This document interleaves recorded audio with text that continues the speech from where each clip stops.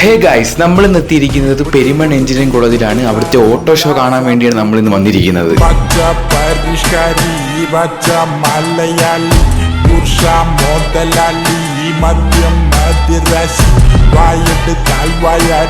കുറെ മോഡിഫൈഡ് കാറുകൾ നമുക്ക് കാണാൻ സാധിച്ചു.